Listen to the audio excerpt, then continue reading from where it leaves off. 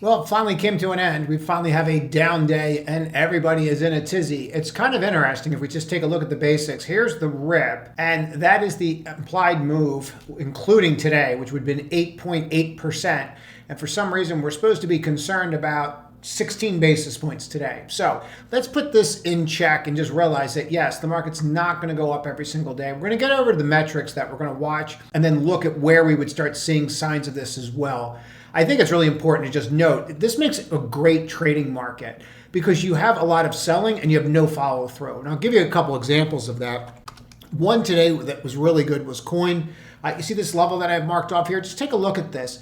I'm going to throw this out there because I have a lot to cover and I know that I'm going to slip and not cover this. When you start marking your support levels, just watch how they're acting at those spots. And if you start to see just classic reversal patterns, you might want to pay attention. You're seeing a lot of this. A lot, and it's making great trading spots. Quite frankly, down 1, 2, 3. There's a reversal bar. You flip that. That is a perfect bullish hook reversal, like literally textbook bullish hook reversal. And it's right there, flips. It's either going to work or it's not. There's your stop. And then what you do is just overlay other indicators with it. The RSI was down here. So you know you're oversold. It's different if you're up here and you start to see something like that, but you're oversold a little bit. I use RSI. Another one that people could use with this, and I'm just throwing this out there again because this is the kind of market you're in and I want you to leave this video with something and I'm not going to have time to edit it. So you're going to have to deal with that. You're welcome to leave comments, except, geez, I wish you would edit the video because that's not going to happen. You can also see the histogram right here and see how that flipped so that if you were interested in that and you did this trade and then an hour later that starts changing color, we went through this before, then you would know that at least you're on the right track, that, hey, that might be bottoming here. And of course, you could just look at past histories of when that's changed colors and has that formed a bottom or not, and that might be something to do. It always helps to go look at individual names and see how they respond accordingly to individual indicators. It always helps to look at individual names and see how they respond to individual indicators. Stocks have personalities. They trade like the people trading them. I don't make the rules. But let's get back to this blowout of a day where everyone got crushed because we're down 16 basis points. You can see we're still hanging right above the hook. I don't really think there's much to do here, guys. I think he moved a lot in a very short period of time. We talked about this coming yesterday. We talked about the S5FD yesterday at great detail and that this was just a matter of time. It did not register in yet. It still has Monday's data in here, but you're at 90. Obviously, this will be lower because a lot of names will have gotten clipped today. But usually when you see here, you see some kind of pullback, and that's what we saw there. Now, if we take a look at the ES again, before we get into some of these earnings after hours, one's having exceptionally good earnings, and we're seeing some things with Bitcoin we should cover too. But we should talk about how to really trade this for the next week as we come into Jackson Hole. I think that would be the most value I could add here. If you take a look at this level, all right, and now we know exactly where we're at. Now, let's go back to this hourly chart for a sec, and let's just look at what's transpired. So we've gotten to the entire top of that area. And since then, we've had emergency meetings. We were supposed to have 150 basis point cuts immediately to them changing that to PPI, CPI, and retail sales coming out better than expected, to the VIX going from 65 to 14 in 9 days, which it's never done in history, to a PM in Japan resigning because of the rate hike, no matter what you say. And we're back over, and I'm supposed to worry about that. I'm not worried about that. Let's get to this. So here's the RSI, and I look at this, and I'm going to explain how I look at this. See how the RSI is up here? And that's obviously overbought. And that's when people say it's overbought, I'm supposed to concern myself. I concern myself when it breaks the 70. Most people will concern themselves when it breaks the moving average, the people that use this above 70, and that's fine. You should do what works for you. And you can see the negative divergences here. Do they work on the hourly? Yes, but you just don't know when it's coming. What I'm going to point out is the fact that we were overbought on the hourly, and we are back to neutral on the hourly, and we're down 16 basis points. That's how much you've already worked off to just get off the overbought. That tells you that you have a buy bias to the market. Because if you didn't, when you're here, I mean, just look at the difference between there and here on your bias. And you can just go through it and take a look at that bias that I'm going through right now and just see the difference on those biases and what happens during it. In this bias, you're down 16 basis points. That tells you the bias of the market. So in other words, you take the measured move from where you are here down, and you can even do it on the day, obviously, and look at where you're at, but look at that measured move from where you are. And clearly, if we had nothing but went up, then we're down 16 basis points on the day. And then look at that in comparative to other situations, and that will tell you what your bias is. Now you always just start rolling it out and going, okay, well, what's going on with the 4-hour, Rocky? And you can see that here, you still have a ways to go. Now, does this crack? Does it come lower? I don't have a clue. I know we're overbought, and I know we've been overbought here from July 3rd all the way to the 11th before we got that negative CPI. Everyone will remember this negative CPI month over month. And what my goal with tonight's video is to give you something actionable that you can actually use tomorrow. So when we see these levels and we see where we're at, can this get worse? Yeah, it can. Let's go look at the daily.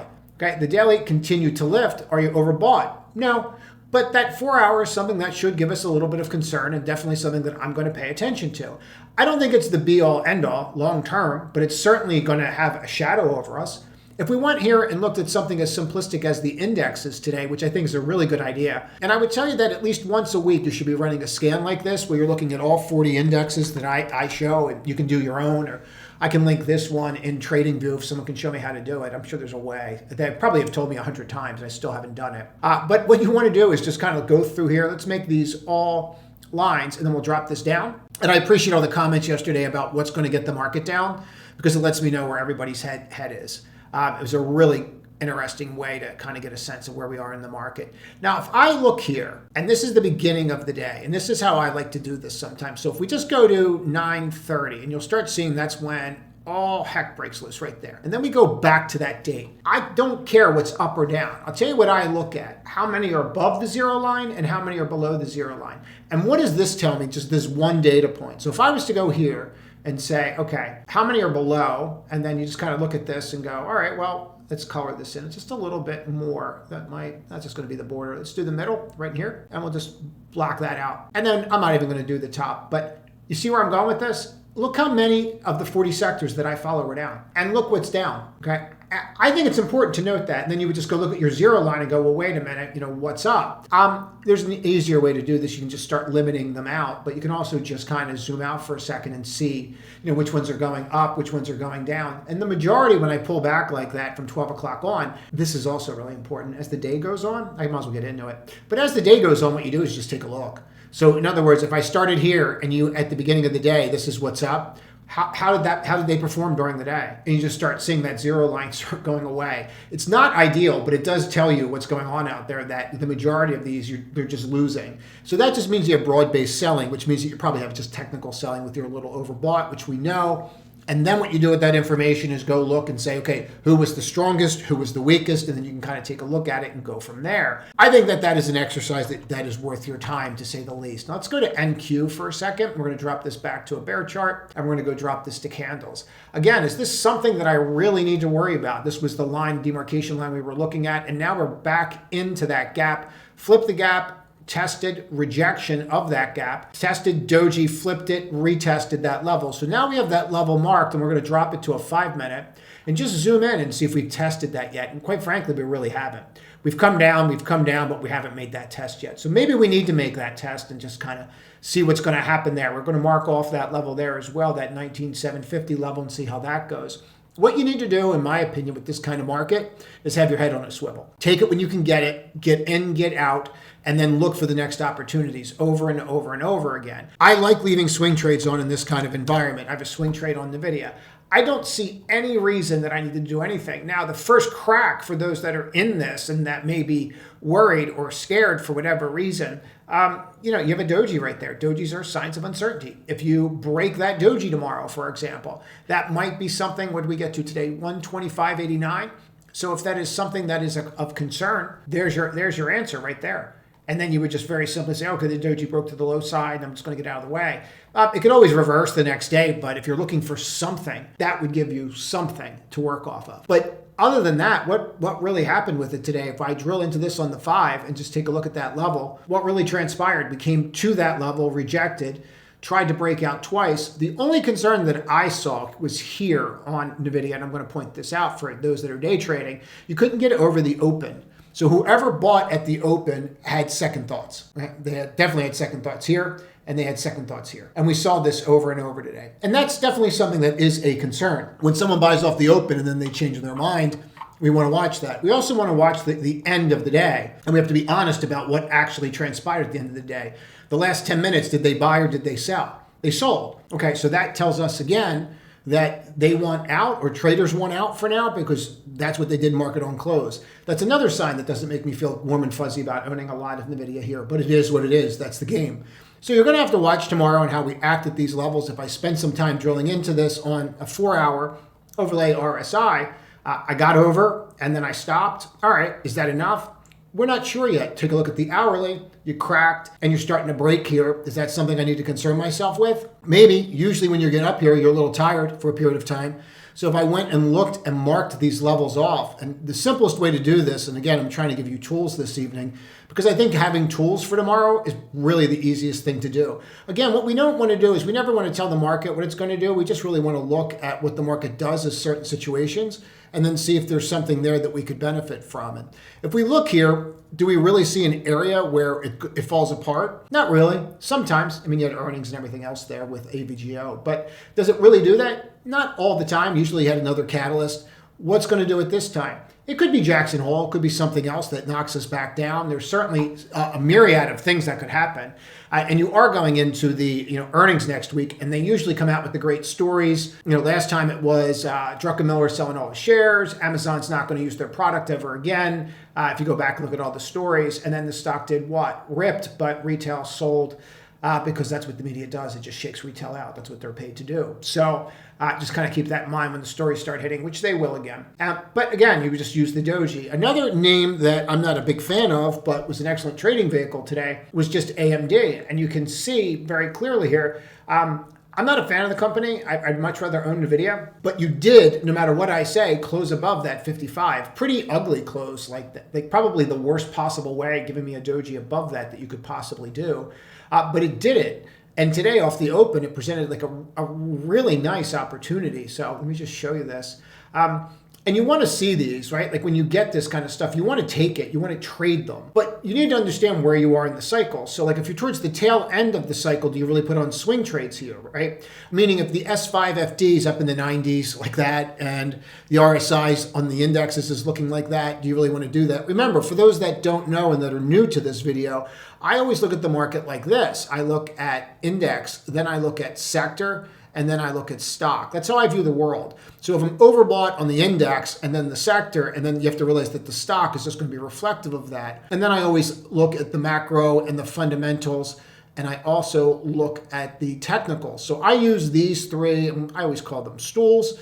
And I think it's just a real easy way to see the world. Let's get rid of that before it gets goofy.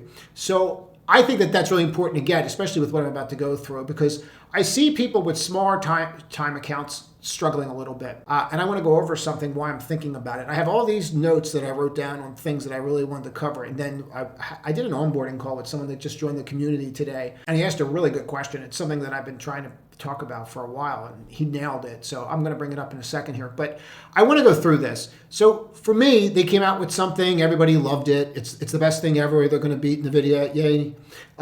See how you touch down here? There's a couple different trades entries here. See how you retest and hold that level right there? That is literally a perfect spot for a stop. Literally, because you tested it and you held the previous close. It's like the perfect spot. People say, where do I put my stop? Now you know. And then you test, fails, test, fails, tests through, tries to break, doesn't close. This is why I use the closes, and goes. For me, when I see this kind of stuff, I want to be involved. But there was an even more stronger pattern, even though I don't like the name. Again, it's 3-4 letters, and it is 4 or 5 numbers, depending on the stock, and then I just trade what's in front of me. But for me, this kind of move, I love, because I just want the bodies. So if I have a body like this that encompasses that body, I get a bearish engulfing. Then I get this body that basically encompasses the whole of that body.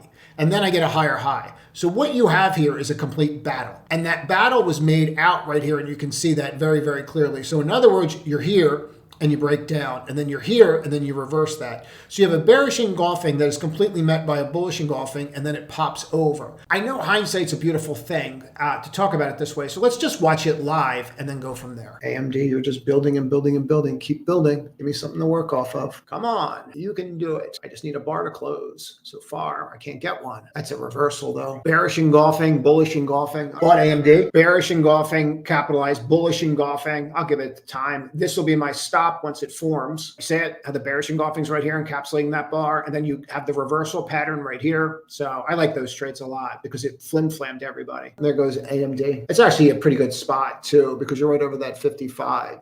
Up 50 cents, trimmed. AMD, new highs. AMD looks great, up 2. Couldn't trim. Look at AMD. I mean, I'm up $3 on that. Trimmed more. Like on that, I'm just constantly pulling money out of it. I don't really want to be in it, even though it might close over that level today. Perfect. 64, up $4 on AMD. Trimmed, down to a runner. So this is simple. My stop on the rest of that now is there. And if I break that, I'm out of the rest of that. I'd still make $3. Now, I hope you found that helpful. And it's one of those things I just want to start giving more tools, especially in this kind of environment. One of the things that really struck me today with someone that I was talking to, and they said this, is if you have a smaller account, how do you lever the account up? Like, what is the easiest way to do it? What strategy? Are you day trading? Are you swing trading?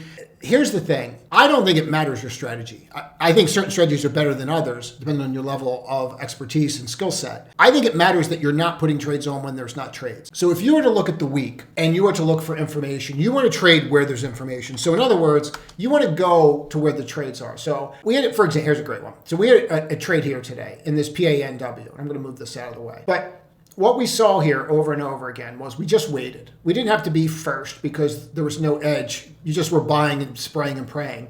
But once you start forming, you couldn't get over that level. And then you saw this. And what you're always looking for is edge. And this is an edge. You undercut here, and then it lifts. And then that is the first 5-minute close that you have in here. So once that transpires, that gave us a buy signal, and then we just bought in here, right? There's edge. So you need to have patience if you have a smaller account. You need to have more patience than somebody else. That's the first thing. The second thing you need to do, and you're going to see this on Friday, and you'll see a lot of people that'll start posting all their options and how they're option geniuses on Friday because of Jackson Hole. You need to wait until there's an actual event to strike. For example, today was PANW, right? Most active names.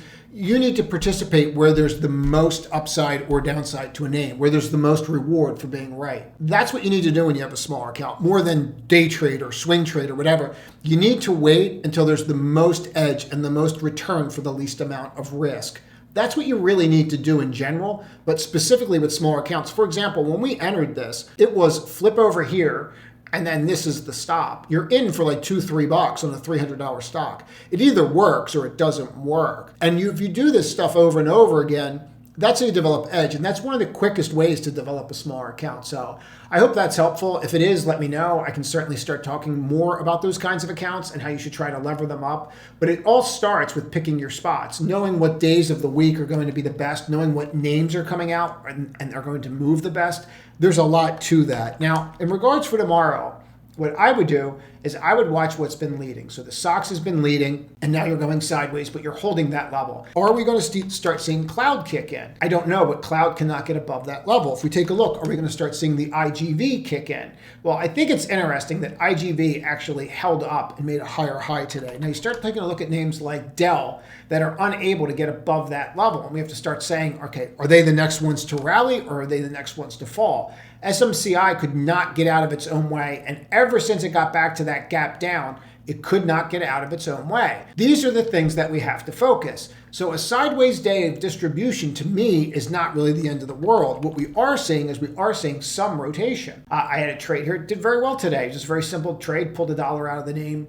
It is what it is. And when you're at the tail end of these moves, you have to realize, guys, you're at the tail end of this move for now, right? We all realize that we're not at the beginning of it. So when we know that, and if you don't know that, then you would go and look at how to measure these kinds of moves, and there's different ways to do that, but you should know that by any kind of oscillator that you're using. You're at the tail end of it. So you don't need to change the strategy, but you need to keep one foot out the door, I guess is the best way to say it.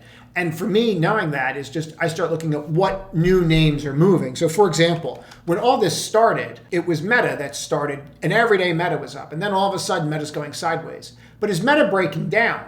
No, it's just going sideways. So it's not really doing anything. How about Google? No, it's just kind of bonking around. Okay, so then NVIDIA ripped, and that was the one. Then Apple ripped. Okay, and that's still holding in there. So that would lead you to look at what? Maybe you start looking at the XLK names and seeing how they're going. And that leads us back to Apple, NVIDIA, and Microsoft. But what we're starting to see here is we're starting to see the Microsofts of the world participate, starting to see the Oracles of the world participate. Why is that? PA&W crushed. I mean, they absolutely crushed, and the stock hardly moved last night on the news, which was kind of interesting. And then today, you had huge buyers off the open. And I don't spray and pray. I mean, I know a lot of people do, but that's not really my style. I'd rather know that I have an edge, because you could just buy this and be down $20 in like a moment. So, just flipping a coin. But I think the important thing about this is once it forms, it forms. And here it is, and it's certainly formed. So they're going to start looking for the next one. So then you have some others coming out like Snow, right? And then you start seeing how Snow's shaping up. But I would really focus on the names that are coming into earnings, and I'd strongly suggest that you are prepared for what happens with Jackson Hole, long or short, on Friday. That's it.